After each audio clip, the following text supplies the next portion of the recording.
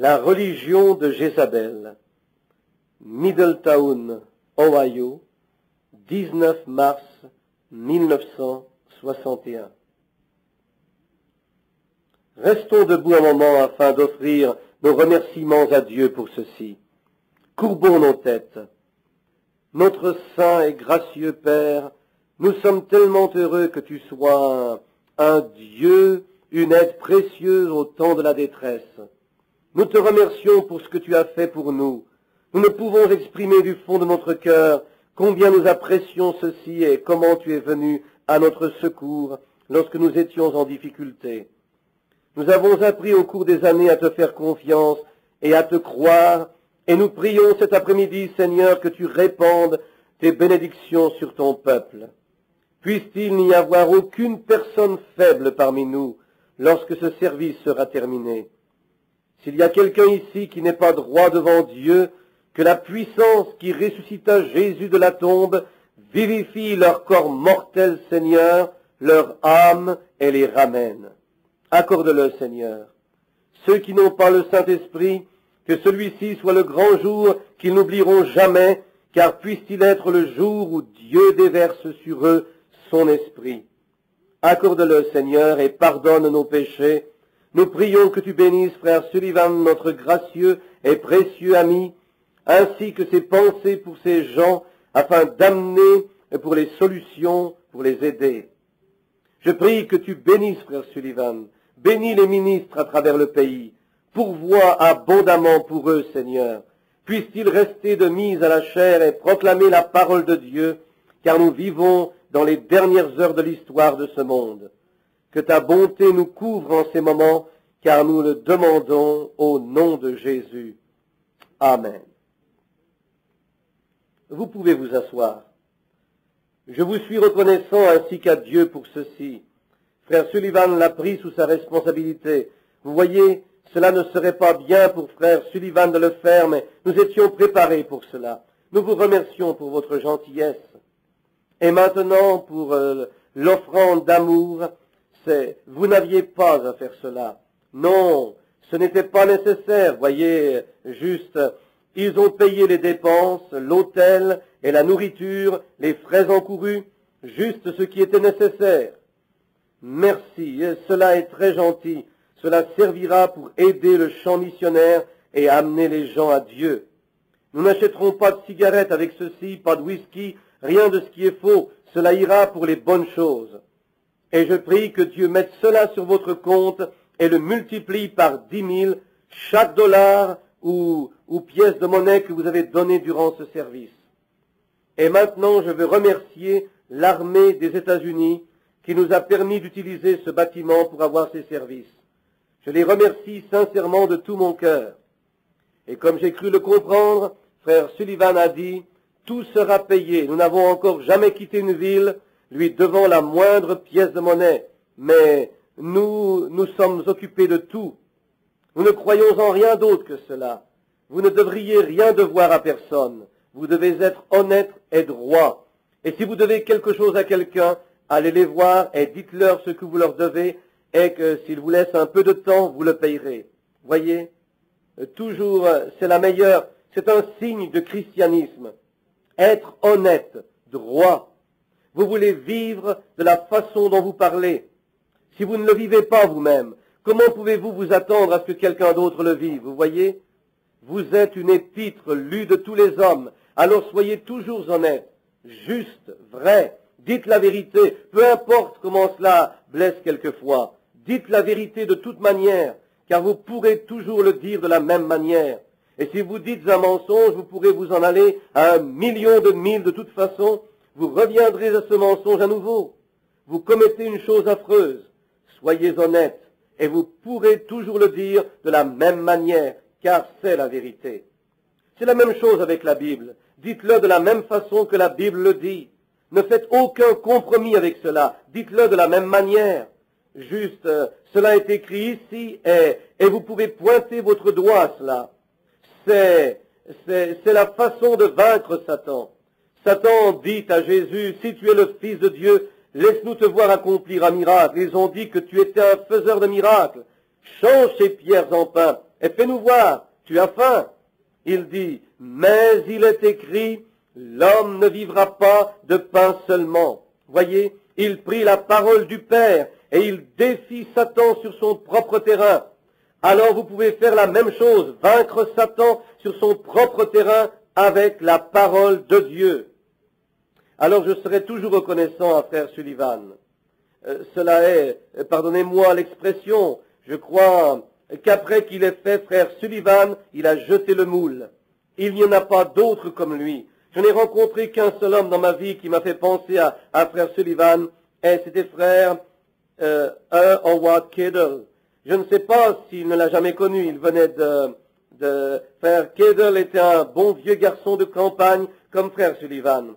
Et il mettait ses mains dans ses poches et les poussait vers le bas jusqu'à ce que ses bretelles soient étirées. Et il parlait la tête de côté. Il n'y avait qu'un seul, Howard Kedel. Et alors je suis tellement content d'avoir frère Sullivan comme ami et frère dans l'évangile. Et je prie que Dieu le bénisse, ainsi que sa petite église ici, sa précieuse épouse et ses bien-aimés. Et vous, les autres ministres de l'évangile ici présents, ainsi que votre congrégation, prédicateurs du plein évangile, nous pouvons être en désaccord les uns avec les autres sur des petits points techniques de l'écriture. Je suis en désaccord avec ma femme sur certaines choses. Et savez-vous de quoi il s'agit? Elle aime la tarte aux pommes et j'aime la tarte aux cerises. Alors nous sommes en désaccord. Et je vais vous dire ce que je fais avec ma tarte. J'aime prendre un bon morceau de tarte aux cerises chaud.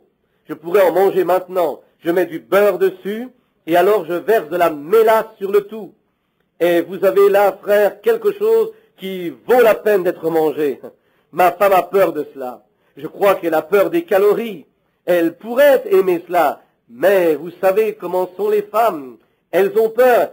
Elles deviennent si minces que vous pourriez les piquer avec une épingle et toucher l'os. Et encore elles veulent maigrir. C'est leur nature, je présume. Alors mais j'aime cela. Maintenant, nous sommes en désaccord sur cela. Sur les autres choses, ça va bien. Mais vous voyez, nous ne sommes pas en un accord parfait. Alors, nous verrions la même chose, frère. Mais l'important, c'est que nous mangions de la tarte. C'est la chose principale. Pour ce qui a trait au baptême du Saint-Esprit, de la venue de Christ, le grand évangile et les doctrines fondamentales de la Bible, nous nous tenons main dans la main avec cela.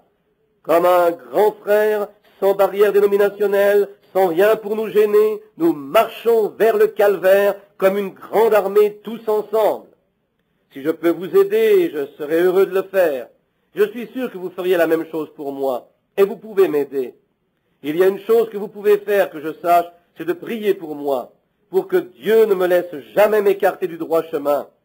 Ce n'est pas dans mon cœur. Je veux aller dans le droit chemin. Je veux faire ce qui est bien. Parce que je réalise, comme le frère Jack Moore m'a dit une fois, il m'a dit, frère Branham, même en échange de toute ton expérience, je ne voudrais pas me tenir à ta place au jour du jugement, car Dieu exigera beaucoup de toi. Tu auras à répondre de tout cela devant Dieu. Il dit, car il a fait reposer sur tes mains des millions de personnes. Maintenant, si je sais que je devrais me tenir là et répondre pour ces personnes, alors quel évangile dois-je prêcher? Quelle sincérité dois-je avoir lorsque je tiens le rachat de son sang dans mes mains? Et comme il m'a donné un don pour, sans l'ombre d'un doute, toute personne saine d'esprit sait que cela doit venir de Dieu. Et avec cela, si je conduis quelqu'un sur le mauvais chemin, juste parce qu'un certain groupe dit ceci, Dieu me ferait payer pour cela au jour du jugement. Mais lorsque j'ai vu cette vision ici, il n'y a pas longtemps, et que j'ai entendu ces personnes crier, avez-vous reçu votre petit livre hier soir? La voix des hommes d'affaires. C'est bien. Et dans la vision, bientôt, nous l'aurons imprimé avec tous les détails. Il n'y a pas que cela. Mais dans cela, et voyant cela, je me tenais là comme je me tiens ici présentement. Je me regardais couché sur le lit, regardant à ma femme, et pourtant me tenant debout et me regardant. Et là, ces gens se tenaient autour comme cela lorsque j'ai dit, Paul sera-t-il jugé pour l'évangile qu'il a prêché? Ils ont dit oui. J'ai dit, j'ai prêché chaque mot de la même manière qu'il a prêché. et des millions de gens ont crié, nous nous reposons là-dessus. C'est de cette manière que je désire que cela soit lorsque je traverserai là-bas. Je veux que ça se passe de cette manière, juste comme cela, juste ce que Paul a dit. Je ne veux rien y ajouter ou en retrancher, simplement ce que la Bible dit. C'est de cette façon que je veux que cela fonctionne, vous voyez. Et bien sûr, pour des gens comme vous, les dénominations vont élever des barrières de tous les côtés contre cela. Et alors, plusieurs fois, les frères croient que je suis contre mes frères. Dieu sait que ce n'est pas cela, mais aussi longtemps qu'il sait ce qui est vrai. Voyez, je ne suis pas contre mes frères. C'est le système qui fait que nous ne sommes pas frères. C'est vrai. Alors, où devons-nous nous tenir? Sur la parole. Et Dieu attirera tout homme à cela. C'est vrai. Sur cela, ne l'organisez jamais. N'en faites pas une organisation. Gardez-la en Dieu et continuez à avancer. Observez la fin, tenez ferme. Dieu amènera le reste. Il y a tellement de choses que vous avez fait pour moi et je l'apprécie. Maintenant, si je peux vous aider en vous donnant un tissu de prière ou autre chose, maintenant, ne me demandez pas de doctrine parce que je ne désire pas faire cela. Tellement de personnes me posent des questions au sujet du mariage et du divorce, et ainsi de suite, ce qui est un embrouillement dans l'Église. Je les réfère toujours et leur dis, demandez à votre pasteur. Les gens m'écrivent des lettres et disent, qu'en est-il de ceci et de cela? Je retourne la lettre, vous l'obtiendrez. Voyez votre pasteur pour les petites choses, car après tout, il est votre berger.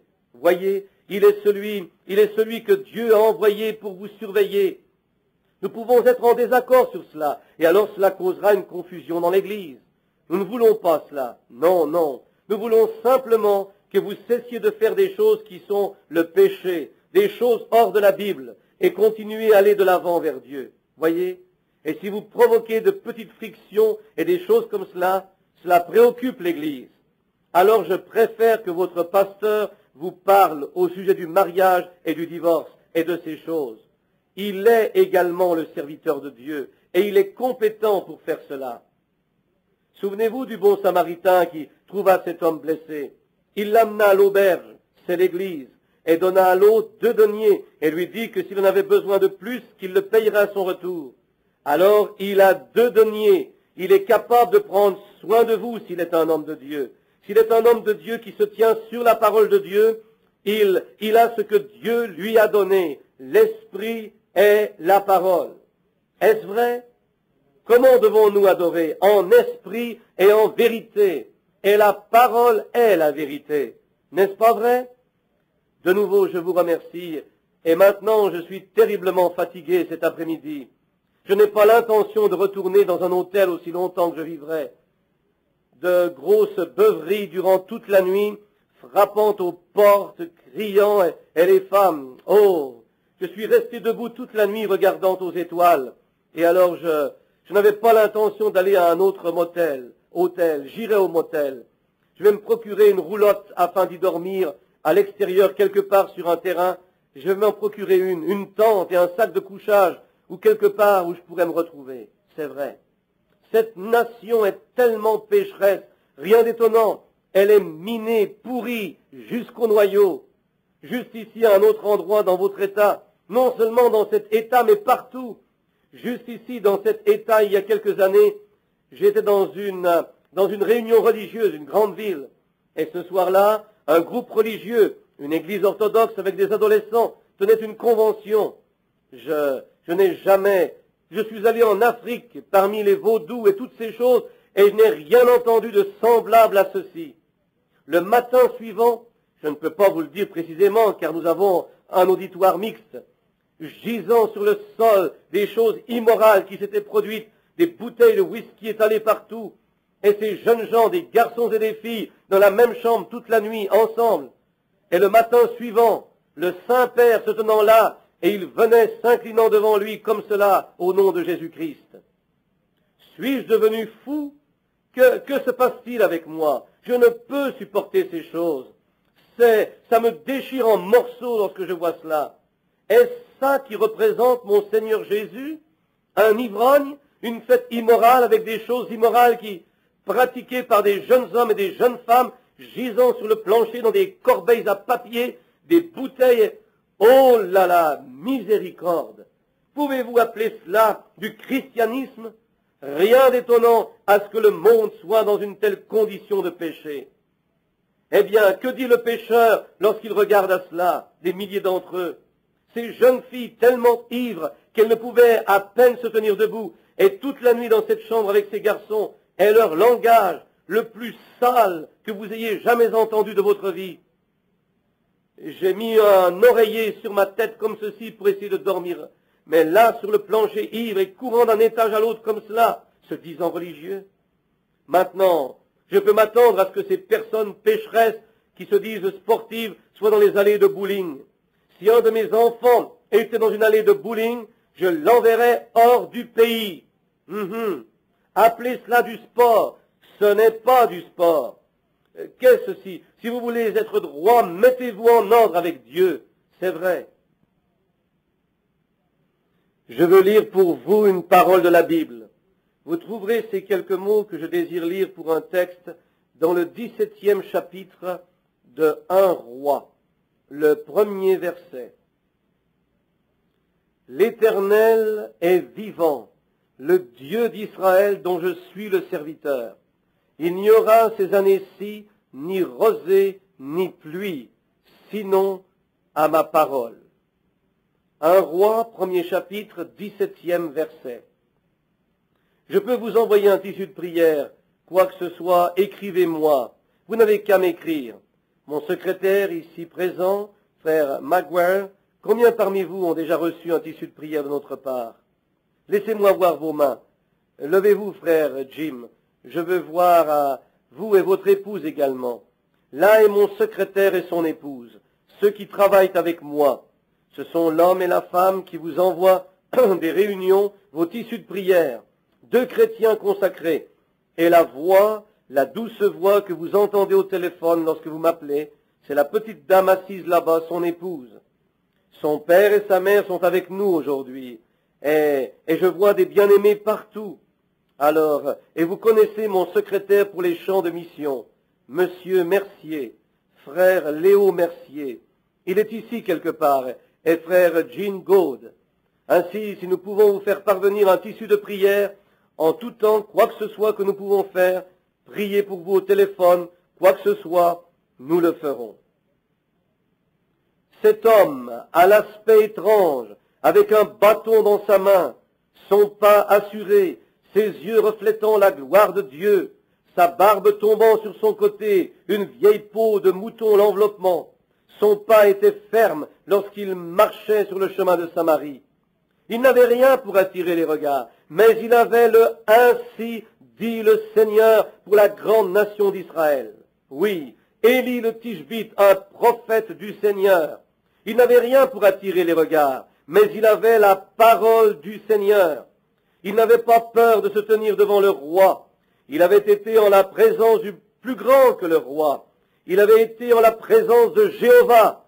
C'est pourquoi il savait où il se tenait.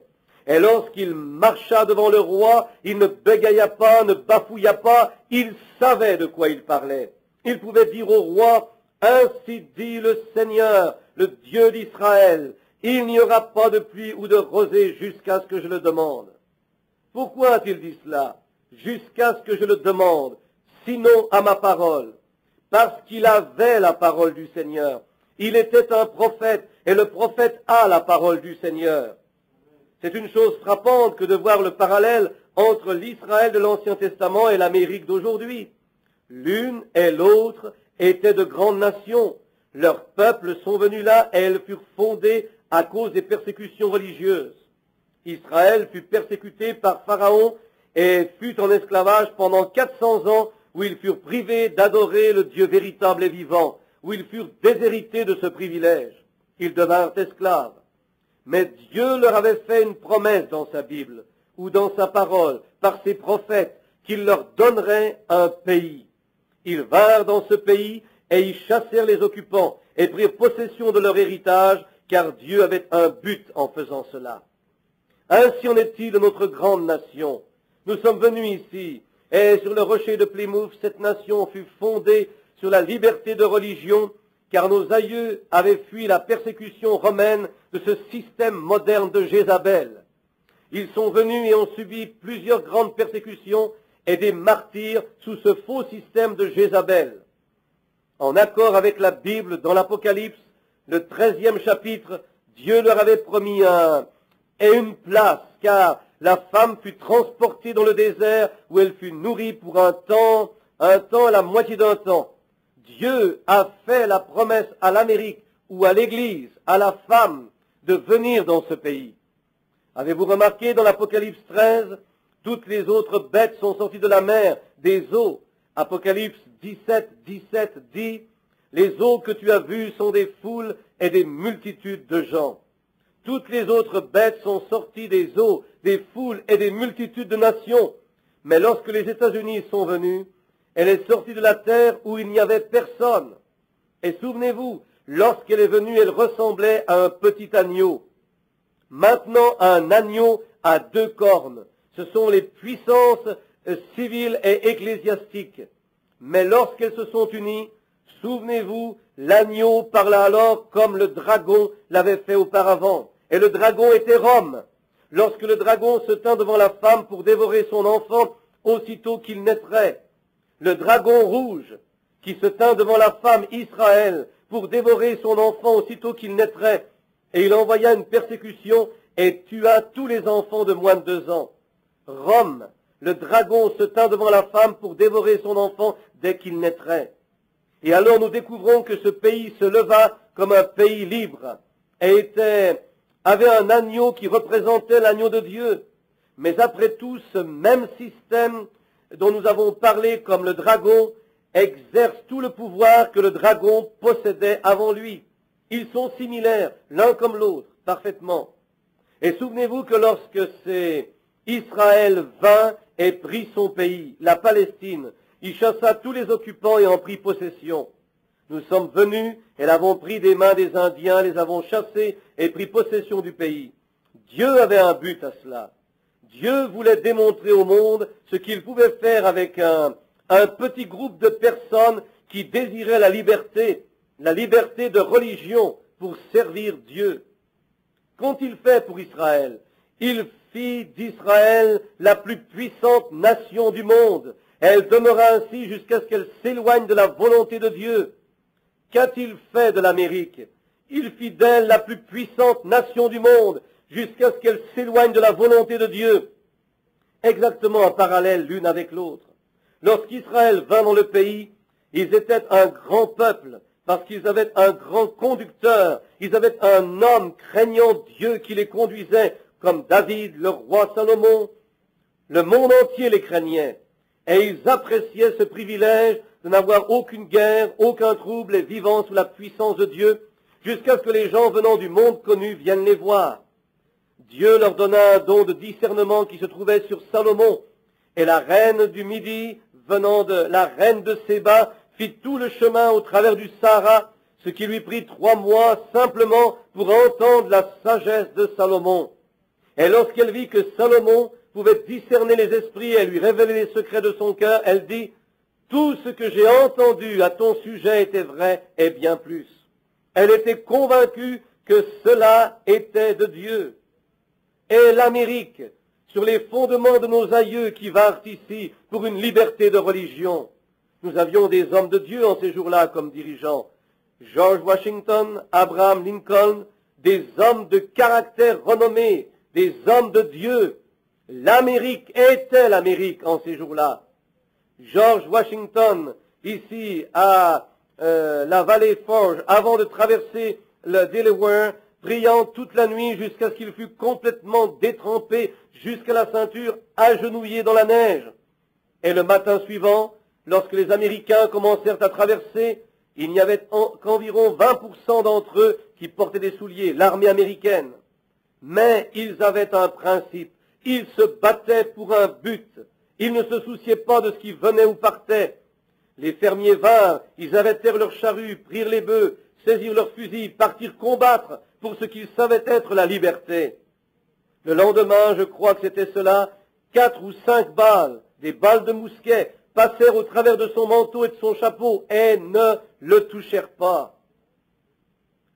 Homme de Dieu qui fonda cette nation, un grand homme, que notre pays puisse longtemps briller de la sainte lumière de la liberté. Protège-nous par ta grandeur, Dieu très grand, notre roi. Il n'y a pas longtemps, j'ai parlé à un vieil homme là-bas, à Corydon, Indiana. Il me parla du temps où le Capitole se trouvait à Corydon et comment il raconta comment il s'y rendit dans un char à bœufs pour entendre le gouverneur parler. Le gouverneur et lui étaient les seuls qui portaient un habit. Il m'a dit qu'il élevait des moutons et les tondait, lavait la laine, et sa sœur la filait et lui a confectionné un veston pour mettre avec ses pantalons. Et le vieil homme, assis là, entre 85 et 90 ans, tira sa barbe comme ceci et dit, « Billy, c'était lorsque l'Amérique était l'Amérique. » J'ai regardé le vieil homme et j'ai pensé, « Et vous, beaucoup parmi ces jeunes gens ne le croiraient pas, mais vous dites la vérité. » Qu'est-il arrivé à Israël après ce passé religieux? Ils sont devenus insouciants. Ils sont arrivés à un point où, eh bien, ils ne se souciaient plus de ce qui pouvait arriver. Ils ont commencé à se relâcher dans l'adoration, même s'ils pratiquaient une forme de religion comme nous le faisons. Ils avaient une apparence de sainteté, mais le peuple a commencé à se relâcher et différentes hérésies sont entrées dans leurs églises. L'adoration à Balaam a commencé à s'infiltrer et Israël se mit à aimer le plaisir, à s'enivrer et toutes ces choses pour finalement amener un dirigeant qui ne connaissait pas Dieu, Akab, qui succéda à son père impie. Il a commis tous les péchés plus que tout autre homme avant lui. Mais Israël, dans leur stupeur ivre, ils ont placé un tel homme sur le trône pour les diriger. Ils pensaient que cela était correct, comme beaucoup d'Américains le font aujourd'hui. Il est un bon politicien, alors quelle différence cela fait-il? Cela ne fera pas de différence car il est un bon politicien. Plusieurs Américains, beaucoup trop d'entre eux, ont vendu leurs droits d'aînesse comme Américains et disent « Quelle différence cela fait-il aussi longtemps que vous vivez et obtenez de l'argent du gouvernement ?» Ils se sont vendus pour leur ventre. Les convoitises ont désiré un monde pécheur et ont oublié la raison pour laquelle nous avons accosté sur le rocher de Plymouth. Ils ont oublié notre héritage et sont allés se vendre pour une foule de bons plaisirs. Comme cela était du temps d'Israël, ainsi cela a été pour l'Amérique. Elle a pris le même chemin, le même sentier, les plaisirs. Après quelque temps, le gouvernement accepte le péché. Aussi longtemps que vous avez une synagogue, quelle différence cela fait-il? C'est exactement ce qu'a fait l'Amérique. Nous avons commencé à nous organiser et à former des petits groupes de plus en plus mal. Nous devons rester avec les réels principes sur lesquels nous nous sommes basés pour accoster ici. Le péché a commencé à s'infiltrer dans les églises comme cela s'est produit alors. Les femmes ont commencé à couper leurs cheveux, à porter des vêtements immoraux, les raccourcissant chaque année. Et l'homme a commencé à faire ceci et cela, à jouer aux cartes et au bingo dans les églises, être aussi mondain qu'il pouvait, des plaisirs fous, des stupeurs d'ivrogne. Des ministres diplômés de séminaires et des évêques disant « Prêchez, mes garçons, tout ce que vous désirez. Autant que je suis concerné, le sang de Jésus-Christ a séché il y a 90 ans. » Jusqu'à ce que l'Église ne devienne rien d'autre qu'une organisation comme une loge. Puissiez-vous ne jamais oublier cet après-midi, devenir une loge. Le monde commence à s'infiltrer. Les prédicateurs commencent à faire des compromis, comme ils l'ont fait au temps d'Akab. Pécheurs pourris jusqu'au cœur, et cela a continué aussi fort que cela puisse aller. Bien que Dieu leur ait envoyé prophète sur prophète, et qu'avec une tendre miséricorde il supplia le peuple, ils ont tourné le dos à cela. Ils voulaient que cela se passe à leur manière. Ils étaient israélites, ils étaient libres, ils étaient une grande nation. Leurs aïeux avaient ceci et cela, David et Salomon. Ils pouvaient faire ce qu'ils voulaient. Exactement la même chose sur laquelle nous nous sommes fondés. Ce qu'a fait Washington, nos aïeux, et ce pourquoi ils se sont tenus. Mes frères, nous nous trouvons à 1 million de milles de ces choses. Nos églises se trouvent à 1 million de milles. Montrez à l'église méthodiste aujourd'hui ce que l'église méthodiste était autrefois. ce que sont les pentecôtistes aujourd'hui par rapport à ce qu'ils étaient, ce que les baptistes sont comparés à ce qu'ils étaient. Si nous avions le temps de retourner en arrière, nous regarderions au type de John Smith et de plusieurs de ses réformateurs. Avant de mourir, John Smith a dit, la chose horrible qui se produit, c'est que les femmes méthodistes ont commencé à porter à leurs doigts des bagues en or. Méthodistes, que dirait-il aujourd'hui de voir ces femmes couper leurs cheveux et le visage peint, portant des shorts? Cela est dû au péché. Qu'a fait Dieu à l'Amérique? Il a envoyé réveil sur réveil sur réveil. Les ministres ont prêché la parole, ont essayé de ramener les gens à Dieu. Et qu'ont-ils fait? La même chose qu'Israël. Ils l'ont repoussé, ils ont ri d'eux, les ont appelés de saints comédiens, les ont jetés en prison. Si l'une de mes sœurs ou l'un de mes frères de cette église se serait tenu dans cet hôtel hier soir et aurait levé les mains, crié, loué Dieu hier dans cette chambre, il serait en prison pour cela aujourd'hui. Mais un groupe d'ivrognes, d'idiots, non saints comédiens peuvent se tenir là et crier toute la nuit. Ivres, jurant, déshabillant ces femmes et ainsi de suite, tomber sur le plancher, crier toute la nuit. Et ils ne peuvent pas dire un mot. Pas étonnant que nous soyons jugés par la main de Dieu. Remarquez, fois après fois, Dieu a envoyé des prédicateurs et accompli des signes et des miracles, prouvant sa parole. Et le plus grave dans tout cela, c'est que beaucoup d'ecclésiastiques l'ont rejeté et ont ri de chaque réveil. Plusieurs des soi-disant églises de Christ et autres ont dit, le temps des miracles est passé, essayant de l'enlever à ce petit reste de Dieu. Comme il en était au temps d'Israël, ainsi en est-il aujourd'hui. Plusieurs fois, Dieu a dû sortir son peuple de ses organisations et de ses dénominations, les amener seuls dans le désert pour leur parler. Il aura un reste. Ne vous inquiétez pas à ce sujet. Il l'a fait en ce temps-là, il le fera aujourd'hui. Jour après jour, ils sont allés dans le péché. Ils ont pataugé à travers ces choses. Pourquoi? Leurs dirigeants, il n'y a rien pour les arrêter. Eh bien, honnêtement, je connais plusieurs nations où ils arrêteraient les gens sur la rue s'ils étaient habillés comme nous le sommes ici en Amérique. Ils les jetteraient en prison. Lorsque je suis allé à Sant'Angelo, à Rome, maintenant pensez comment cela peut être bas. Ils ont une enseigne là-bas près des catacombes de Sant'Angelo disant aux femmes américaines, s'il vous plaît, veuillez vous habiller et honorer les morts. S'il y a une chose qui vous rend malade, c'est de voir un groupe de soi-disant Américains entrer quelque part. J'étais assis un jour à Lucerne, où frère Hagenbright et moi étions en train de déguster un steak. Le lendemain, nous y sommes retournés, car nous avons apprécié la nourriture.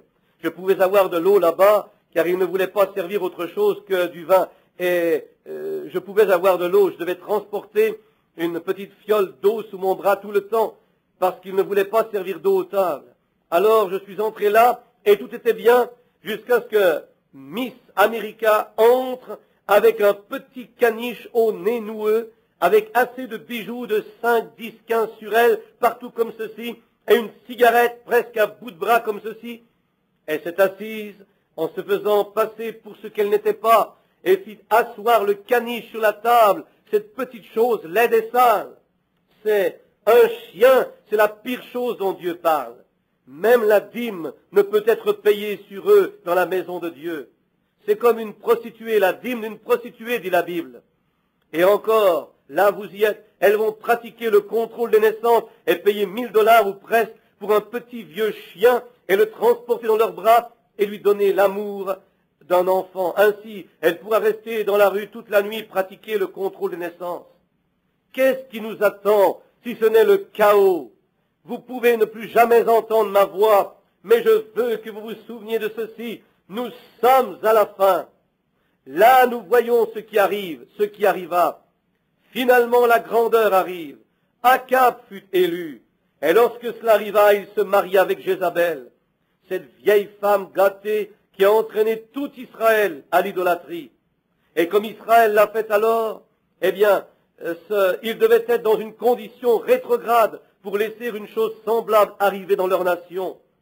Les lois sont faites par le peuple, pour le peuple. Et nous avons fait la même chose. Il fut un temps où l'Amérique ne l'aurait pas fait. Il connaissait mieux que de laisser cette vieille prostituée, cette prostituée qui buvait le sang des martyrs, les tuait. Et la raison qui les fit fuir ici, pour la liberté, il n'aurait pas accepté quelque chose comme cela. Cela démontre que nous sommes dans une condition rétrograde. Une nation complète pourrait lire une telle chose.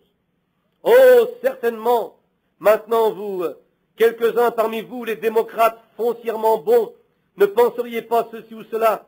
Oh bien, il fera un bon dirigeant politique. Cela peut vous sembler bien en raisonnement, à l'esprit charnel, mais à la parole de Dieu et l'esprit spirituel, ça n'a pas de sens. Certainement, ça n'en a pas. Quelques dollars de plus déboursés, ou quelques taxes, ou quelque chose comme cette coupure. Et nous avons de la difficulté. Nos missionnaires, dans le champ aujourd'hui, parce que nous sommes considérés une nation catholique. Pourquoi? Certainement, la Russie est considérée comme communiste parce qu'ils ont un dirigeant communiste, la Chine rouge considérée communiste parce qu'ils ont un dirigeant communiste. Nous sommes considérés catholiques parce que nous avons un dirigeant catholique. Oh, quand Akab fut sur le trône, vous dites, il est sur le trône, c'est vrai, mais Jézabel était la tête dirigeante derrière ce trône. Elle était celle qui dirigeait. Regardez comment elle prit les lois même du pays et les a tordues à son avantage et par avidité. Elle le fit faire par Akab, parce qu'elle était mariée avec lui. C'est la même chose avec notre dirigeant aujourd'hui. Je ne dis pas qu'il n'est pas un homme bon, mais regardez ce qu'il y a derrière lui. La prostituée, la chose que nous prenons pour diriger ici, pour être l'Amérique, car c'est le principe sur lequel l'Amérique est construite. Nous, par notre libre choix, avons élu une chose comme cela. Maintenant, vous voyez pourquoi ma voix sera arrêtée très bientôt. Quelqu'un le saura. Oui, pourquoi? Apocalypse 2:20, elle se nomme elle-même prophétesse. Surveillez la vague de péché se produire maintenant. Vous surveillez le cœur, allez directement au cœur. Surveillez le moderniste, surveillez les choses mauvaises se produire dans l'Église. Et finalement, il y aura une persécution. La Bible le dit. Ainsi dit le Seigneur. Certainement cela arrivera. Alors qu'est-ce qui arrivera? Simplement comme cela arriva toujours. Ainsi ce sera maintenant. Elle était la puissance derrière, elle était celle qui contrôle derrière. Lisez-le. Je crois que c'est environ le 17e ou 18e chapitre. Dans ces environs, vous trouverez ce que Jézabel fit. Comment elle contrôla Akab et il ne dit rien car elle était sa femme. Regardez sur quoi fut bâtie la nation alors. Un Israélite rétrograde et sa femme païenne derrière lui. Elle adorait Balaam. Et que fit-elle? Elle rendit tout tellement moderne et si beau. Le peuple avait tout tellement facile. Jusqu'à ce que l'Église tombe pour cela et les prédicateurs et le tout. Élie n'a-t-il pas dit, Seigneur, je suis le seul qui reste? Et comme c'était alors, ce sera la même chose aujourd'hui. Ils étaient tous effrayés de dire quoi que ce soit. N'était-ce pas exactement la même chose qu'aujourd'hui? Ils avaient peur de dire quelque chose. Ainsi nous découvrons qu'ils étaient relâchés, buveurs, fous des plaisirs et tout le reste, exactement comme c'est aujourd'hui. Jézabel, tordant ses écritures, que fit-elle? Ou ses lois, comme Jézabel tordra. Souvenez-vous, Jézabel, elle se dit prophétesse pour subjuguer le peuple. Elle dit qu'elle est la seule voix de Dieu sur la terre. Elle fera croire cela à l'esprit charnel. C'est certain, comme le monde. L'adoration de la femme viendra aux États-Unis. Ce sera Marie. Je l'ai vu en 1931. Cette chose se produisirent. J'ai cela sur papier ici avec moi. Je l'ai écrit en 1931. Comme j'ai dit, ce président Franklin D. Roosevelt, il va amener le monde, va aider à le faire envoyer le monde dans une guerre. N'avons-nous pas eu cette guerre pendant la dépression, la crise? J'ai dit une autre chose.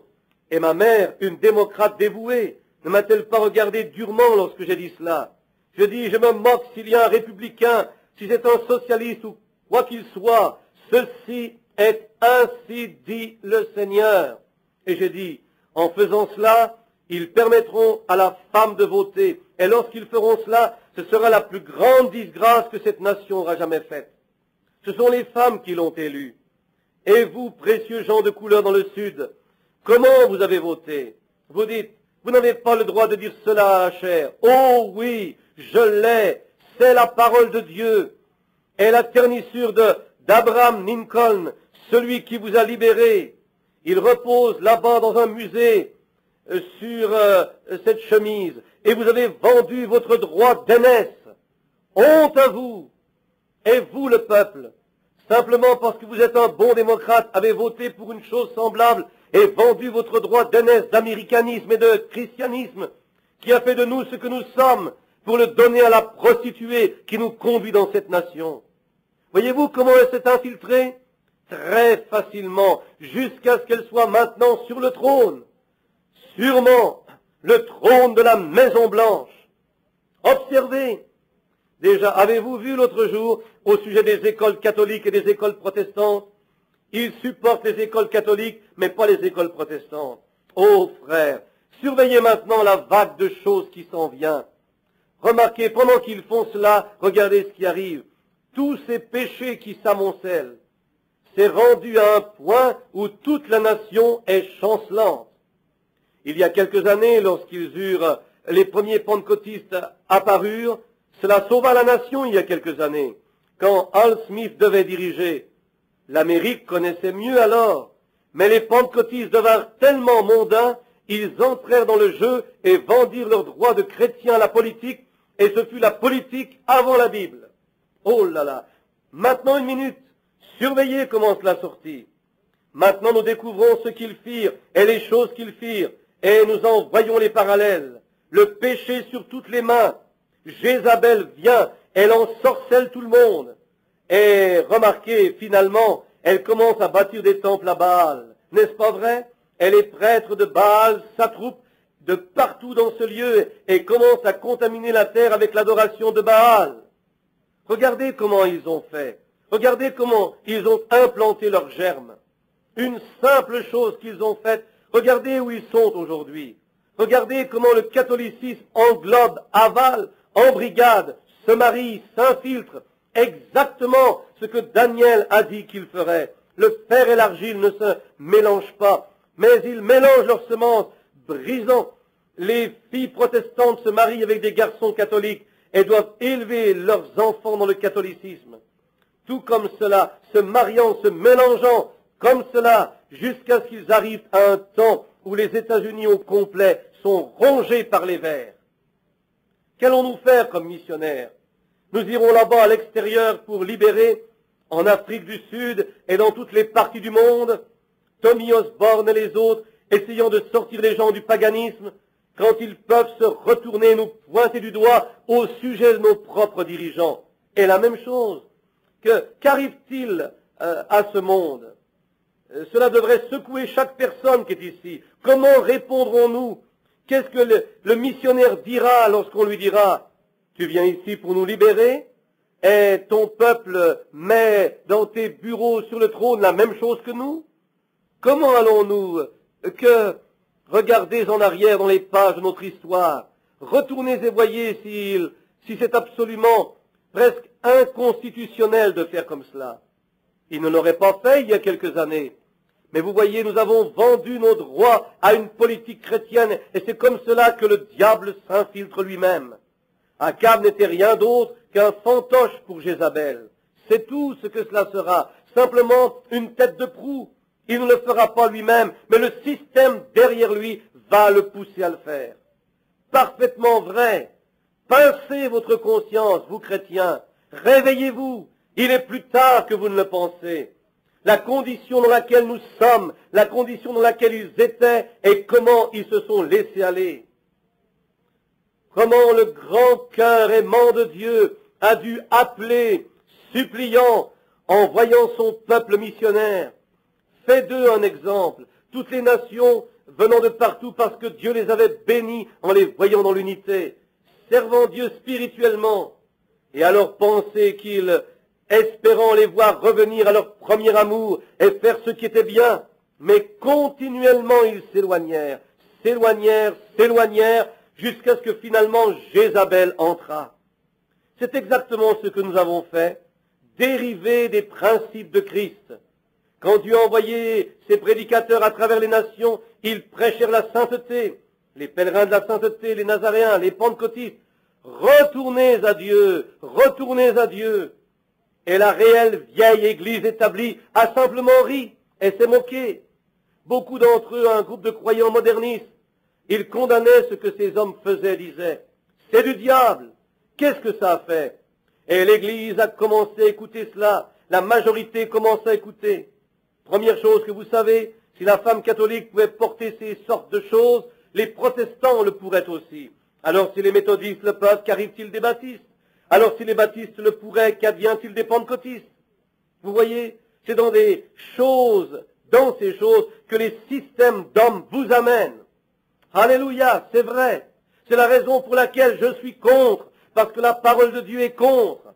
Le système fait par l'homme, Dieu est contre cela. Sa parole est contre cela. Son prophète sera contre cela. Son vrai serviteur sera contre cela. Tout ce qui est né de l'Esprit de Dieu sera contre cela. Regardez ce qui arriva à Israël. Comment ils flottèrent avec la marée jusqu'à ce que Jézabel vienne. Regardez à l'Amérique. Où est-elle? Elle flotta avec la marée mondaine jusqu'à ce que Jézabel prenne le trône. C'est vrai. Maintenant, actuellement, Jézabel n'était pas sur le trône d'Égypte, le trône d'Israël, mais elle était la tête principale en arrière du trône. Et la hiérarchie catholique n'est pas sur le trône des États-Unis, mais elle est le système en arrière parce qu'il est marié à elle. Et la Bible dit que dans ce pays, il se ferait une image comparable à celle de la bête. Oh, frères, sœurs, que se passe-t-il? Bien, je sais ce que c'est. La Bible dit ce qu'ils feront dans cet âge Laodicée, et c'est là que nous sommes. Vous pouvez me haïr maintenant, mais un jour vous ne le ferez plus, quand vous saurez que c'est la vérité. Vous pouvez ne pas être d'accord, vous levez et tapez du pied en sortant de l'édifice. Ceci ne fait que démontrer votre analphabétisme. Mais un jour, vous réaliserez, un jour vous y repenserez et saurez que c'est la vérité. Je le dis au nom du Seigneur. Je me place comme cible. Cela finalement me conduira à la tombe. Je serai un témoin jusqu'à ce que je meure, si Dieu m'y aide. C'est vrai. Nous sommes dans cette condition. Nous y sommes aujourd'hui. Tout fonctionne de cette manière. Et Israël, ce qu'Akab fut une figure de proue pour Jézabel, parce qu'il était marié avec elle. Amérique, notre dirigeant, vous savez, notre dirigeant était un homme riche. Combien savent cela? Un multimillionnaire. Quelqu'un a dit dans un magazine, la radio, la télévision ou autre, Jack Benny ou quelqu'un fit Ernie Ford, je crois que c'était, quelqu'un a dit que son père l'aida à prendre 2 États qu'il n'avait pas. Il est propriétaire presque du reste. Comment l'a-t-il obtenu? Comment cet argent est-il venu? Par le piège du whisky qui pouvait, la boisson. C'est la raison qui lui fit diminuer la taxe sur le whisky et autres boissons alcooliques. C'est ce qui en fit un homme riche. La chose même qui a damné notre nation, la chose même qui a corrompu l'esprit des gens, la chose même qui fit des ivrognes de nos jeunes garçons et des prostituées de nos jeunes filles, le même argent qui fit de lui un homme riche. La même chose qui a tenu le système de Jézabel, la même chose qui a persécuté notre peuple, la même chose qui les a drogués dans le romanisme, les a brûlés, les a divisés, leur a fait toutes sortes de choses. Le même sang des martyrs, la Bible le dit, est en elle. Les voilà mariés ensemble. Et nous, les Américains, bien accrochés à cela. Oh, bien, nous avons quelques dollars de plus, et nous nous amusons. Nous sommes mieux que les autres nations. Mais frères, attendez un peu. Prenons-le lettre par lettre maintenant, pour les quelques minutes qui suivent. Voyons ce qui arrive. Les prédicateurs vinrent avec eux, s'embarquèrent avec eux, marchèrent avec eux, dans tout le système avec Jézabel. Ils avaient une forme, oui. Et la Bible ne nous dit-elle pas que dans ces derniers jours, nous aurons une forme de sainteté ou de piété? Toutes les prophéties sont accomplies, frères. Nous sommes à la fin. Nationalement, nous sommes à la fin. Spirituellement, à la fin. Chaque système est à sa fin.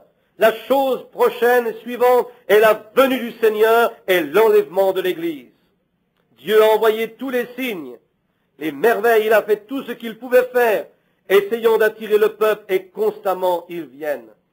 Regardez à cette ville-ci, regardez au pays autour de nous, avec des milliers et des milliers de pentecôtistes. Et parce qu'on se tient sur la vérité, où sont-ils cet après-midi? Parce que quelqu'un leur a dit de ne pas coopérer avec l'Assemblée. Vous, pauvres délibérés, ô Dieu, sois miséricordieux envers vous. C'est la seule chose que je puisse dire. Lorsque vous, chrétiens, n'avez pas plus de colonne vertébrale que cela, vous avez un os de poulet au lieu d'une colonne vertébrale, c'est vrai. Ce dont nous avons besoin, c'est de prêcher un évangile mordant qui va mettre la chose en pièces. Vous avez fait comme les autres, alors ce n'est pas surprenant que vous vous demandiez pourquoi nous crions à ce sujet. Alors vous voyez, vous vous refroidissez. Je m'y attends, je dois le faire. Tout ceci arriva en Israël. Finalement, un jour, arrive du désert en frappant du pied, vient un vieil homme chevelu, Élie le Tishbite. Il ne venait d'aucune des organisations, il venait du désert. Il n'avait rien à faire avec eux, il était le prophète du Seigneur. Frère, il secoua le royaume de cette Jézabel sur tout ce qu'il y avait dedans. Ils l'ont haï, ils n'avaient aucune coopération. Je vous garantis cela, la Bible dit non, certainement. Il fit exploser ces Jézabel au visage peint. J'imagine, il mit la cognée et la hache à la racine comme Jean l'a fait. Les copeaux tombaient où il voulait, mais il l'a mis là-dedans. Il secoua la nation, leur montrant qu'ils étaient dans l'erreur, essayant de les ramener au vrai Dieu vivant et à sa parole au lieu de l'adoration d'une Jézabel. Que firent-ils? Est-ce qu'ils le reçurent? Ils le détestèrent. Mais sa parole progressa de toute manière parce qu'il avait le « ainsi dit le Seigneur ». Dieu travailla avec lui et démontra qu'il était le prophète oint parce que les choses qu'il a dit s'accomplirent. Et tout ce qu'il fit prouva qu'il était le prophète de Dieu. Mais encore, il ne voulait pas le croire parce qu'il détruisit leur maison de jeu. Il leur dit qu'ils étaient faux, qu'Akab était un manœuvré, c'est vrai. Et remarquez, ils ne le crurent pas, mais il le prêcha quand même. Aucun des prédicateurs n'était d'accord avec lui. Il dit, je suis le seul qui reste, Seigneur. Regarde-les, ils ne veulent même, personne ne veut coopérer. Mais il avait une mission et il l'a remplie. Il avait la parole du Seigneur. Ainsi dit le Seigneur. Et il attaqua la nation, attaqua l'Église, tout ce qu'il y avait, et Dieu était avec lui. Il nous est promis que dans les derniers jours, nous retournerons dans ce pays aussi. Je sais, Jésus, quand Matthieu 17, quand ils lui demandèrent pourquoi les scribes, Élie, surveillez ce qu'il dit, Élie vraiment doit venir en premier. Passé, présent, voyez-vous, au temps futur. Mais alors il donne Jean en exemple. Jean n'était pas Malachie 4, Jean était Malachie 3. Voilà, j'ai envoyé un messager devant moi pour préparer la voie. Malachie 4 dit, avant le jour grand et terrible de la venue du Seigneur, quand toute la terre sera brûlée comme du chaume, avant ce jour, j'enverrai Élie. Et ce n'était pas Jean, parce que le Seigneur ne brûla pas la terre quand Jean vint. Et si vous remarquez dans le dernier chapitre, le dernier verset, il dit, et il, surveillez, c'est lui qui parle, il fera retourner le cœur des pères vers les fils et le cœur des fils vers leurs pères. Maintenant, surveillez, le premier Jean vint, le premier Élie, que fit-il? Il vint et apporta un message et tourna les vieux cœurs orthodoxes à la foi de la jeune Église, les enfants. Mais quand l'Élie suivant vient à la fin des temps, il va retourner en arrière et prendre les cœurs des pères, les cœurs des enfants plutôt, et les tourne à la foi des pères pentecôtistes. Voyez-vous la différence? Je ne serai pas un de ces soi-disant que nous avons aujourd'hui. Je retournerai directement à Acte 2 et repartirai de là. Je prêcherai l'évangile sans mélange. Dire simplement les mêmes choses que Pierre au jour de la Pentecôte. parce que ce qu'il a dit à la Pentecôte a accompli le reste des Écritures. Il ne tournera pas autour de quelques organisations. Quand Élie vient, il détestera les femmes comme Élie l'a fait, ou les mauvaises femmes, tout comme Jean l'a fait. Il sera un amoureux du désert comme ils furent.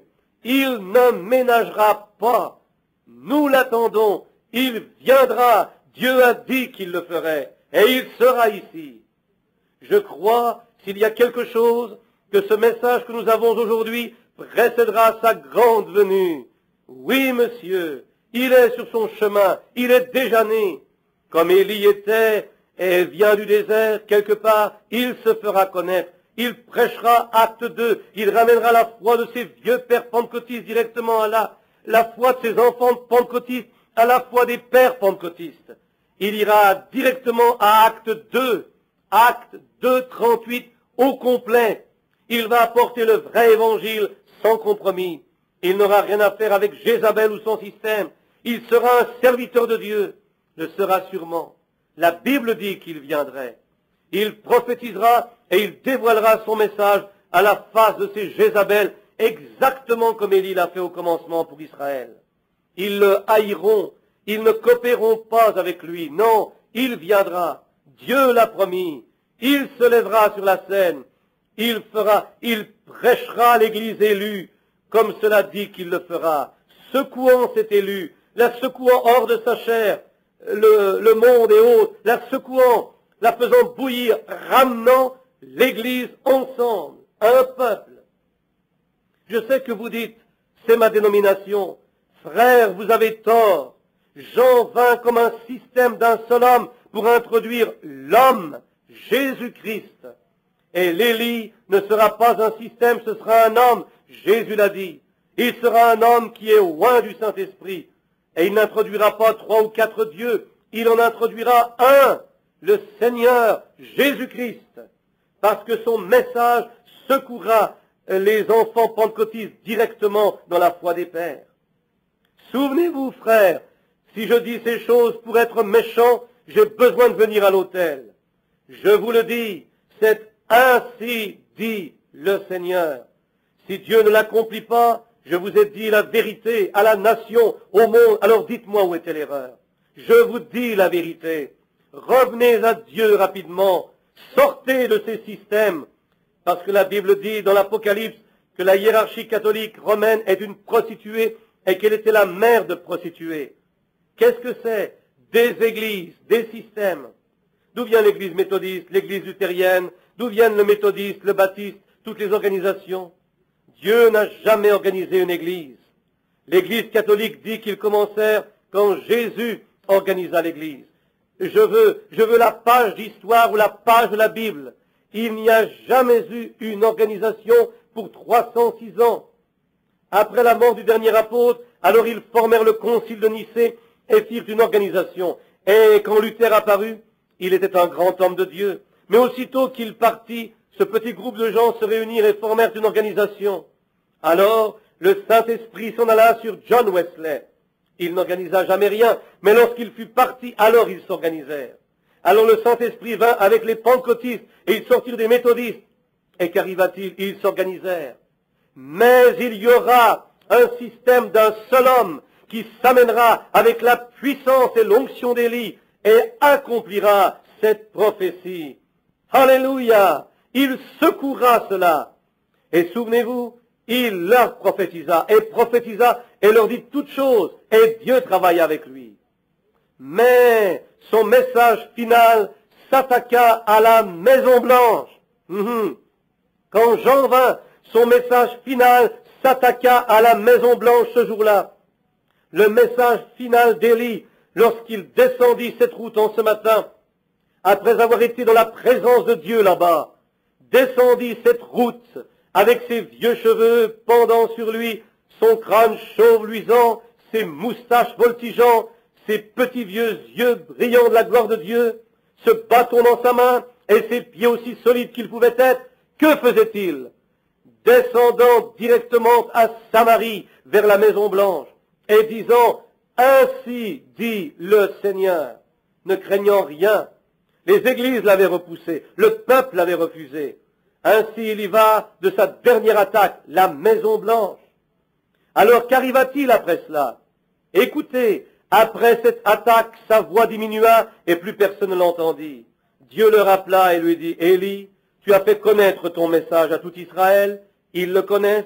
Maintenant monte ici dans le désert, éloigne-toi d'eux, sépare-toi d'eux, car je vais faire quelque chose. Je vais leur montrer ce que ça donne de refuser mon message. Qu'arriva-t-il? La guerre, la famine et les privations. Ainsi dit le Saint-Esprit.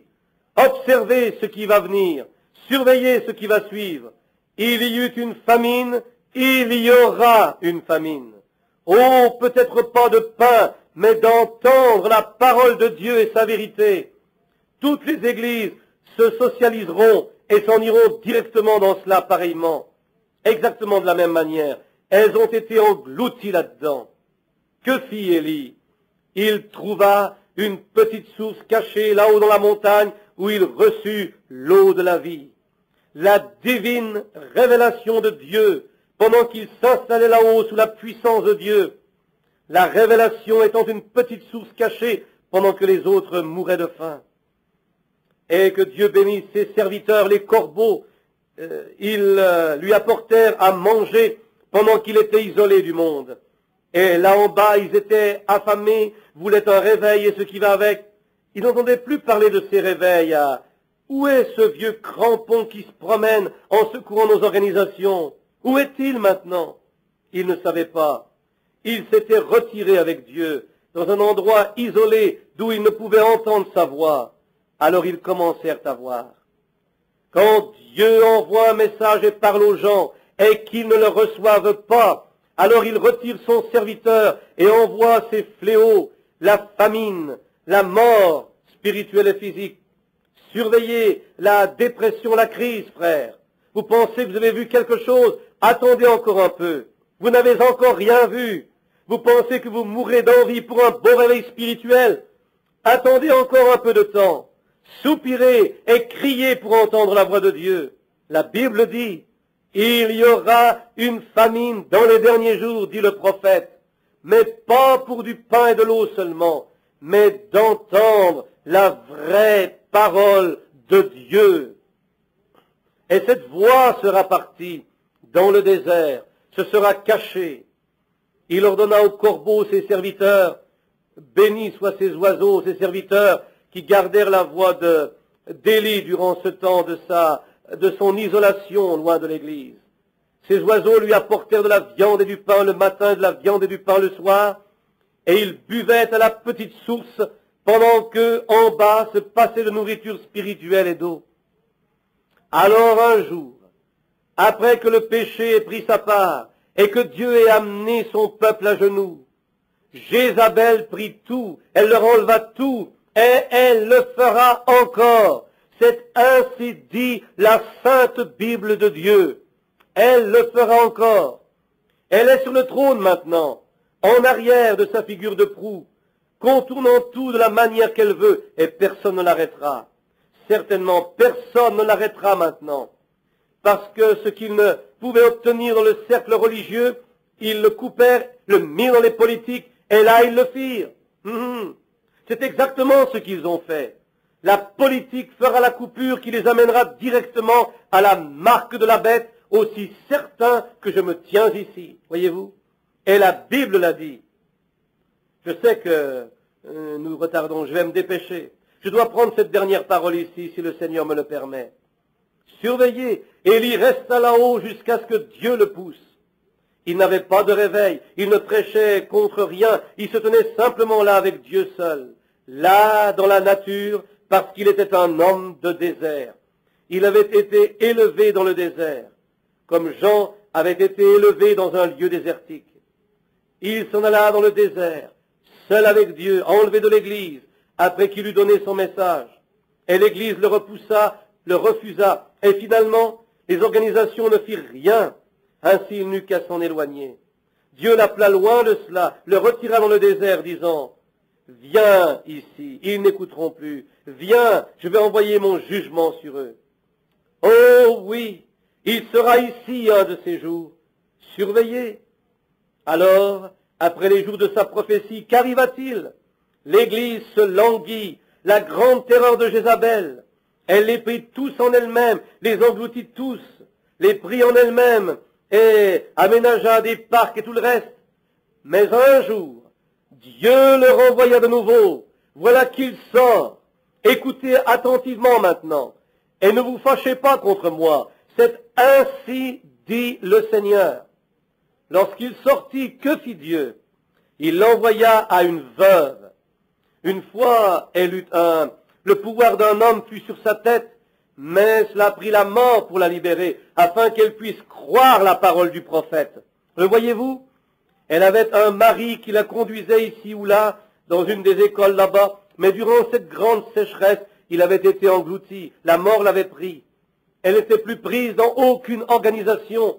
Ainsi, elle était prête maintenant à entendre la parole du Seigneur. Une femme représente une église, une veuve dont le mari, l'organisation, était mort. Elle n'était pas certaine si elle vivait elle-même, et Dieu dit, va vers elle maintenant, elle va t'écouter. Je le lui ai ordonné. Oh, nous pensons quelquefois, vous, le petit groupe qui est si fidèle, et fait tout ce qu'il peut pour avoir une assemblée, pour essayer de montrer aux gens que votre cœur est droit et que vous voulez qu'ils se corrigent. Vous pensez que vous avez un temps difficile? Mais souvenez-vous, Dieu a son œil sur vous. Vous l'aimez. Je sais que vous l'aimez. Vous ne seriez pas ici, vous n'assisteriez pas à une telle chose. Dieu a ses yeux sur vous. Oui. Et quand il le fit, son mari était mort, son organisation mourut. Ainsi maintenant, elle est prête à entendre la parole du prophète. Aussi, quand le prophète vient à la barrière et lui demande pour un peu d'eau, elle alla en chercher. Alors il dit, apporte-moi un morceau de gâteau. Elle se retourna et dit, comme l'Éternel est vivant, je n'en ai que très peu. Maintenant, il semble qu'il était envoyé pour prendre le peu qu'elle avait. Mais c'était vice-versa. Lorsqu'elle fut consentante de donner ce qu'elle avait pour supporter la parole, Dieu la nourrit. Et si vous êtes consentant de donner l'esprit que vous avez, cet esprit que Dieu vous a donné en appui de la parole, alors Dieu va vous garder vivant. Alléluia! Gloire à Dieu! Le voyez-vous, Église? Ne croyez pas que je sois hors de moi-même, je ne le suis pas. Mais ce que vous avez, le peu que vous croyez en Dieu, cette foi que vous avez, mettez-la sur la parole, pas sur l'organisation. Mettez-la sur la parole de Dieu. Il vous gardera vivant. Elle était prête alors, parce qu'avant elle ne le pouvait pas, car il ne l'aurait pas laissé faire. Mais maintenant, elle est prête. Le recevra-t-elle? Dieu lui a envoyé un prophète. Recevra-t-elle sa parole? Recevra-t-elle ce prophète? Oui, elle le fit. Et il lui dit, maintenant ce peu de vie que tu as, mets-le ici, apporte-le-moi en premier. Et qu'arriva-t-il? Quand le reste du monde dépérissait et mourait de faim, elle et ses enfants, sa maison, tous mangèrent 3 bons repas par jour. La divine révélation sur la parole. J'espère que vous le voyez, amis. Que se passa-t-il? Il resta là jusqu'à la fin de la famine, vivant avec cette femme, cette église qu'il avait reçue et cru en sa parole, et il la garda vivante, garda l'église vivante par la parole de Dieu, car il avait dit, ainsi dit le Seigneur. Maintenant, nous n'avons pas le temps de prendre le reste de l'histoire. Vous savez comment il eut à faire une démonstration avec Baal. Il le fera un de ces jours. Ne vous inquiétez pas. Lorsqu'il bondira hors de ce désert, surveillez ce qui arrive. Qu'arriva-t-il? Alors, quand ce bon vieux Élie, le prophète, un vrai serviteur de Dieu, arrive au bout de sa route, Dieu lui dit un jour, Élie, tu as prêché assez longtemps maintenant. Tu as combattu Jézabel et toute sa peinture et toutes ces choses jusqu'à ce que tu en aies assez. Il dit, descends au Jourdain. Et il s'en va, descend au Jourdain. Là, ce vieux torrent boueux descendant de là-bas, froid, l'eau glacée, à laquelle tout homme doit faire face. Le Jourdain, la mort. Mais lorsque ce grand serviteur de Dieu marcha jusqu'au Jourdain, et son fils près de lui, son fils dans l'Évangile, oh oui, il était son fils. Mon père, les chars d'Israël et leurs cavaliers, quand lui et son fils marchaient vers le Jourdain, se tenant par le bras, il regardait son papa partir ce matin-là. Quand il arriva au Jourdain, il étendit son bras et prit ce manteau de puissance de ses épaules et dit, « Mort, tu ne peux rien contre moi. » Et il frappa le Jourdain. « Éloigne-toi, je traverse ce matin. » Qu'arriva-t-il? Elle se recula, sèche comme de la poudre. Qu'est-ce que faisait le vieux prophète? Il regardait de l'autre côté du Jourdain, car il savait qu'un chariot l'attendait là avec les chevaux. Il s'en allait à la maison. Son travail était fini. Son fils dans l'Évangile allait prendre sa place. Je revenais de l'Ouest vers la maison l'autre jour, et ceci me vient à l'esprit. J'ai allumé la radio. J'ai dû conduire 3 jours, 2400 milles tout seul. J'ai allumé la radio et écoutant des choses spirituelles provenant d'El Rio, au Texas. Il y avait un homme qui parlait d'un vieil homme de couleur, un nègre. Il se préparait à mourir et il devait descendre à la rivière. Il dit, « Les pantoufles dorées que je porterai pour marcher dans les rues pavées d'or. » Ce vieux noir avait prêché toute sa vie et la seule chose qui occupait son esprit était son réconfort, son vieux banjo pendu sur le mur. Il s'assied sur un ballot de coton et joua des hymnes, se reposant de son ministère avec son vieux banjo. C'était sa manière de se reposer. Il se dit que son vieux cheval, à la queue écourtée, qu'il avait l'habitude de conduire, serait là avec le chariot. Je pensais à eux. Il dit, « Oh, ces pantoufles d'or que je porterai pour marcher sur les rues pavées d'or. » Et lorsqu'il eut fini de chanter, j'ai fermé la radio. Je roulais là, tenant le volant. Je sais que c'est vrai. Je dois en venir là, moi aussi. Qu'est-ce qui est mon réconfort? Où est-ce que je trouve mon réconfort? Dans la grande forêt. J'ai une petite vieille carabine qui s'appelle, je chasse avec elle à chaque automne. C'est une .270 modèle 721 Remington.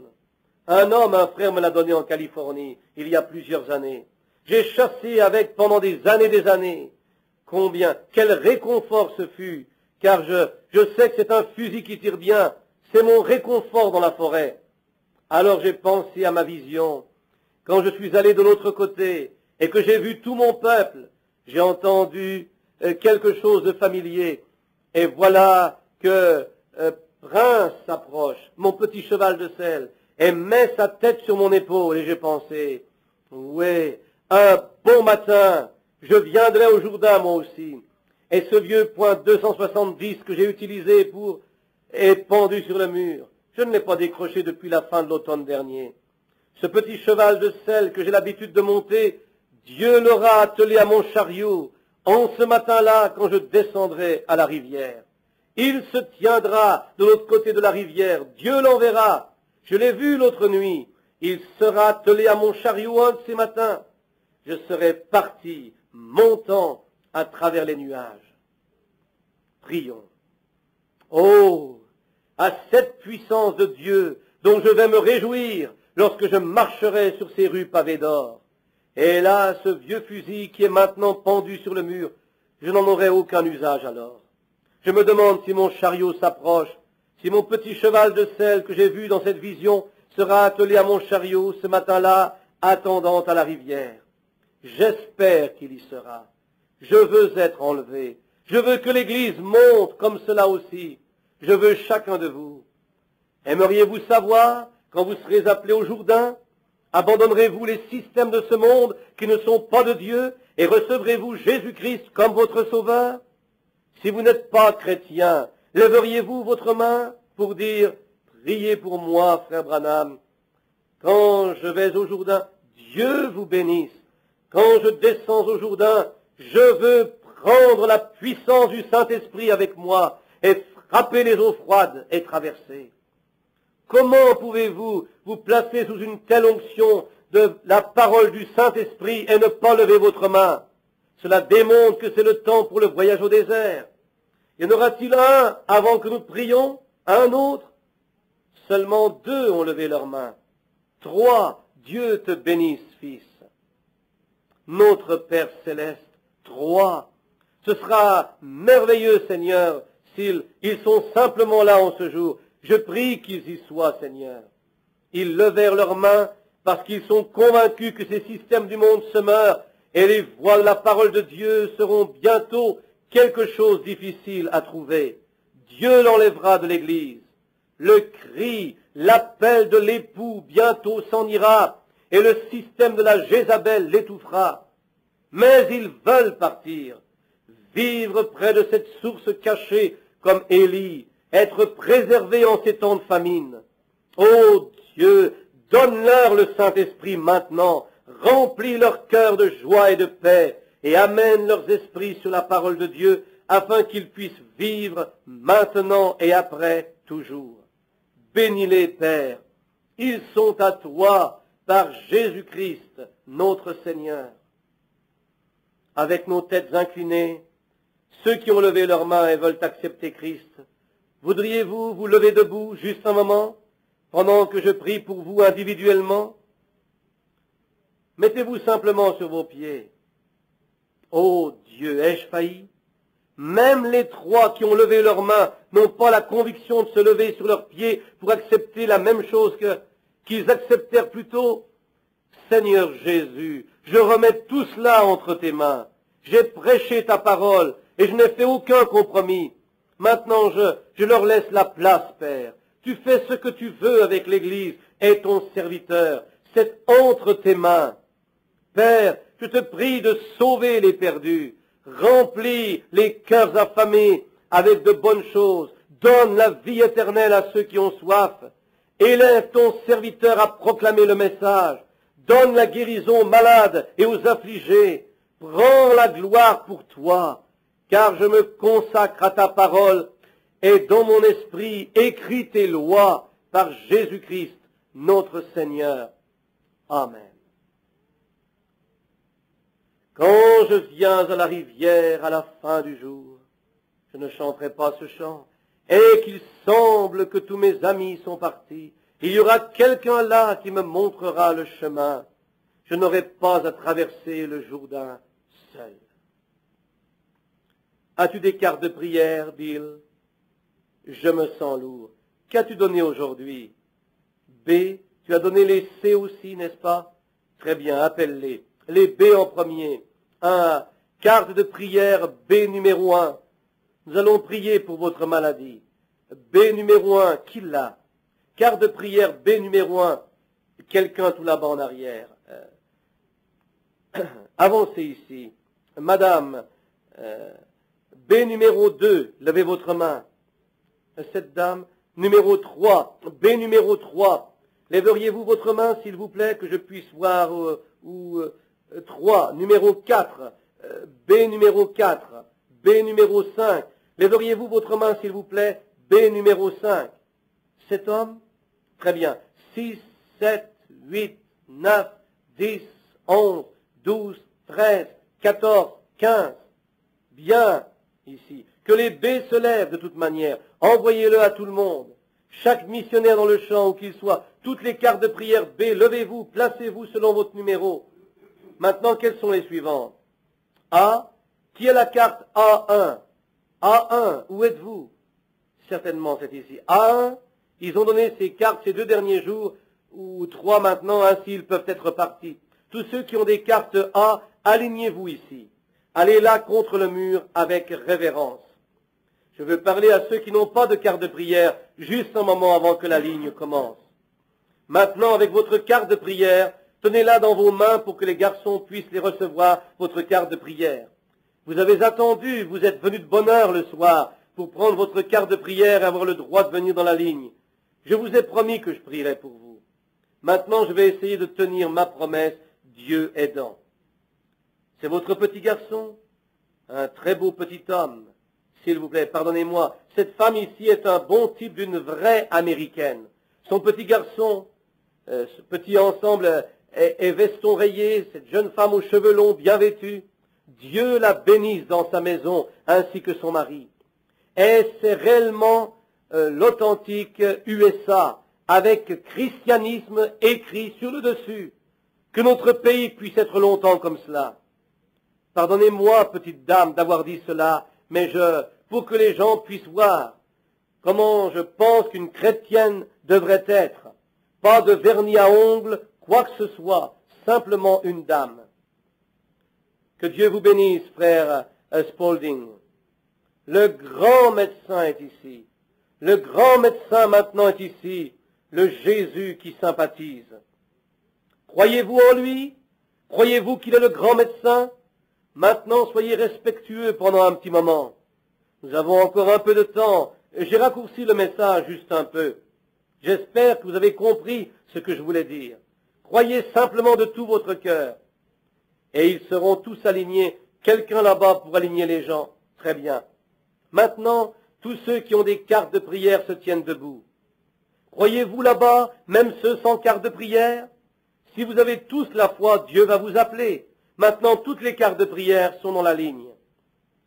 Cette petite fille assise là en arrière, avec une jambe malade ici sur ce, crois-tu que Dieu va la guérir? Si tu le crois, aie simplement la foi et Dieu te l'accordera. Penses-tu que ton père malade se remettra? Tu le croiras, tu peux l'avoir. Et vous là-bas qui priez pour votre neveu qui a une condition nerveuse, vous croyez que Dieu va le guérir? La dame assise là-bas, si vous le croyez, vous pouvez l'avoir. Vous tous, allez-vous croire? Maintenant je veux. Combien de mes frères sont ici, prédicateurs de l'évangile, prédicateurs du plein évangile, ou quoi qu'il soit, qui croyez à la guérison divine? Levez vos mains.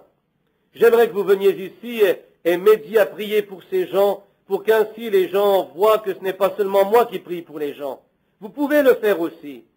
Venez ici et montez sur l'estrade avec moi. Voulez-vous, frères, ces ministres, venez et tenez-vous ici sur la plateforme. C'est bon. Merci, frère. Merci. Avancez, frère. Venez. Que dites-vous? Quelqu'un dit, pouvons-nous faire une double ligne ici, note de l'éditeur. Oui, vous le pouvez. Faites une double ligne juste ici, ce sera bien. C'est bon. Maintenant, tournez de cette autre manière, frère. Retournez-vous de ce côté. Je vais faire passer les gens ici. Maintenant, quelques-uns, placez-vous près de moi de ce côté. Exactement ici, autour de ce côté. C'est cela. Maintenant, à l'auditoire, vous voyez ces hommes bien ici. Ce sont des hommes qui vont se placer ici et se tenir pour ce même évangile que je prêche. Voyez-vous? Ils viennent ici parce qu'ils y croient. Maintenant, vous devriez être fiers de votre pasteur qui sera lui-même sur cette estrade pour prêcher fort et dur. Ce sont des hommes qui ont une révélation, qui savent que, pas moi contre l'homme, quelquefois, nous sommes accrochés dans des systèmes qui nous font, ces systèmes, c'est contre eux que nous sommes, pas contre l'homme, le serviteur de Dieu. Maintenant, si nous avions du discernement pour chacun ici, combien de temps croyez-vous que nous serions ici? Je tomberai quand j'aurai fait, après environ 6, 5 ou 6, 10, un peu plus, peut-être la moitié, le quart de la ligne, je serai parti. Je ne pourrai prier pour le reste. Nous ne pouvons faire cela et comme il. Mais vous n'avez pas à avoir cela. Vous savez ce qui est votre trouble. Vous savez ce que vous avez fait. Confessez vos péchés. Si quelques-uns parmi vous là-bas avaient l'ombre d'un doute dans votre cœur, enlevez cela immédiatement et dites à Dieu de vous pardonner. Si vous n'êtes pas en ordre avec Dieu, dites à Dieu de vous pardonner. Si vous ne le faites pas et que vous n'êtes pas en ordre avec Dieu, ça ne vous fera pas le moindre bien de venir passer ici. Vous perdez votre temps. C'est vrai. Maintenant, est-ce vrai, frère? Les frères disent, Amen, note de l'éditeur. C'est bien. Regardez ici. Voici le frère Kidd ici. J'ai aimé surchauffer les pneus de ma voiture pour aller le voir. Il y a environ 1 an ou 2 il se mourait du cancer. Il devait mourir ce jour-là. Sa femme me dit, dépêchez-vous. Elle dit, il se meurt présentement. Quand je suis arrivé, le Seigneur l'a guéri et il se tient ici encore aujourd'hui. Je crois qu'il a même gagné un peu de poids et tout. Un vieux vétéran là-bas, vous savez. C'était le genre d'homme dont je parlais il y a quelques années, qui prêchait et se tenait directement sur cette parole et les gens riaient de lui. Lui et sa femme marchant le long de la voie ferrée et partout là-haut dans les montagnes, dans les mines de charbon, ils allèrent partout, ils furent jetés en prison, et tout ce que vous voulez, c'est l'homme qui a combattu pour gagner le prix. C'est ce genre d'homme. Maintenant, frère, je vous le dis, vous n'aurez probablement pas l'esprit de discernement. Ce n'est pas nécessaire, vous voyez, ce n'est pas nécessaire. La première chose, vous êtes un homme de la parole. Vous êtes déjà beaucoup mieux et plus prédicateur que je le suis. Je n'ai pas beaucoup d'un prédicateur, mais vous êtes loin. Tout homme qui est appelé à prêcher l'évangile est appelé à guérir les malades. L'ordre général est aller dans le monde entier et prêcher l'évangile à chaque créature. Celui qui croira et sera baptisé sera sauvé.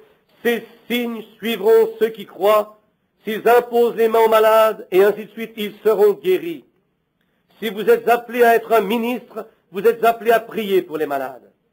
Et la raison pour laquelle je fais cela, c'est que cet auditoire, qu'ils puissent voir qu'ils n'ont pas à attendre pour une personne en particulier, Oral Roberts, Tommy Hicks, Tommy Osborne, moi-même, quelqu'un qui vient pour un service de guérison, je veux qu'ils voient que vous êtes des hommes de Dieu. Vous voyez, vous êtes des hommes, vous avez autant le droit d'imposer les mains sur n'importe lequel d'entre eux que moi ou n'importe qui d'autre. Après tout, frère, vous connaissez tout comme ministre. C'est leur propre foi en Dieu qui fait le travail. N'est-ce pas vrai? Nous offrons simplement une prière pour eux. Maintenant vous dites, frère Branham, l'Esprit est-il, ou le Saint-Esprit, là avec vous? Certainement, oui monsieur. Maintenant pour vous dans l'auditoire, dans la ligne ici, si vous croyez de tout votre cœur que Dieu va vous guérir, levez vos mains et dites, je l'accepte. Maintenant venez ici, laissez cette dame venir ici. Je ne vous connais pas, je ne vous ai jamais vu. Si le Saint-Esprit voulait bien me dire, en votre présence et en présence de mes frères qui se tiennent autour de moi ici, et non seulement cela, mes frères sont ici et mon Seigneur est aussi ici. C'est leur Seigneur à eux aussi. Maintenant, si il veut me dire le mal qui est en vous, quelque mal que ce soit, vous allez savoir si c'est la vérité ou non. Je veux que l'auditoire, les gens ici et les frères sur l'estrade sachent que le Saint-Esprit est ici sur l'estrade pour faire le discernement. Mais cela ne guérit personne. Mais s'il me disait une chose sur vous, que vous savez m'être inconnu comme pour la femme au puits, pas la même sorte de cas, je veux dire un homme et une femme entre deux âges, se voyant pour la première fois, Jésus, un homme d'âge moyen, et cette femme, une jeune femme, peut-être comme vous. Et s'il me disait pourquoi vous êtes ici, votre problème, croiriez-vous que ce doit être son esprit qui est ici pour le faire? Vous les frères, le croyez-vous? Que le même Seigneur Jésus se tient ici? Vous l'auditoire, croirez-vous la même chose? Vous dans la ligne de prière, croirez-vous cela aussi? Et comprendre que ces hommes, les aurais-je appelés ici s'ils n'étaient pas, après avoir prêché comme cela, avoir dit ce que j'ai dit, et alors appeler ces hommes ici s'ils n'étaient pas dignes? Je ne ferais pas cela. Je détruirais la chose même dont je parlais. Vous voyez, je crois en eux, je crois qu'ils sont des hommes de Dieu. Maintenant, voyons si le Saint-Esprit se tient tout près. Simplement pour vous parler, j'essaye. Vous dites, qu'est-ce que vous faites, frère Branham? La même chose que Jésus a faite avec la femme. Il lui a dit, donne-moi à boire. Il essayait simplement de lui parler une minute pour savoir quel problème elle avait. Votre trouble, c'est la nervosité. C'est ce dont vous souffrez. Si c'est vrai, levez votre main. Maintenant, elle n'a sûrement pas l'air de cela, n'est-ce pas les frères? Elle n'a pas l'air de cela, mais c'est son problème. Et elle est comme cela depuis très longtemps, traversant toujours les ponts avant d'y arriver, ainsi de suite. C'est vrai, vous êtes faite comme cela, simplement faite comme cela, nerveuse. Vous imaginant toujours que quelque chose se prépare à arriver, ça n'arrive pas. Quelquefois le diable vous dit, ce n'est rien, tu es seulement un peu rétrograde, un peu en deçà de la ligne. Je ne lis pas votre pensée, mais je sais ce dont il vous parle, parce que je vois ce qui traverse votre esprit. Maintenant, Jésus discerne leurs pensées. N'est-ce pas vrai? Bien. C'est ce qui arrive en ce moment. N'est-ce pas vrai? Voici, laissez-moi vous dire quelque chose que vous pourriez savoir. Vous vous tenez ici actuellement pour quelqu'un d'autre. C'est la vérité. C'est quelque chose que vous ne saviez pas jusqu'à maintenant. Si le Seigneur me disait, pourquoi vous vous tenez ici pour quelqu'un d'autre, croiriez-vous que je suis son prophète? C'est pour votre mère. Vous croyez que Dieu peut me dire son problème? Bien, elle a un trouble cardiaque, de la haute pression, des pierres dans le foie, des complications. N'est-ce pas vrai? Voyez-vous, c'est le Saint-Esprit, n'est-ce pas? Maintenant, il y a quelque chose sur moi et ses frères. Voyez-vous? Quelque chose ici, maintenant, le Saint-Esprit. Maintenant, vous croyez, pendant que nous passons dans la ligne, inclinons nos têtes pendant que nous prions pour ces gens. Notre Père Céleste, nous allons imposer nos mains sur ces gens et je prie pour eux maintenant. Voici devant toi tes serviteurs royaux se tenant ici et nous allons imposer les mains sur les malades, car tu l'as dit. Nous allons le faire au nom de Jésus-Christ. Puissent les gens pas simplement se traîner dans cette ligne, mais y passer pour être guéris au nom de Jésus-Christ. Amen. Que le Seigneur vous bénisse.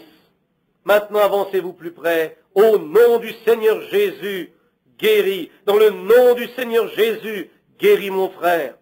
Dans le nom du Seigneur Jésus, guéris ma sœur. Maintenant, juste une minute, vous voyez.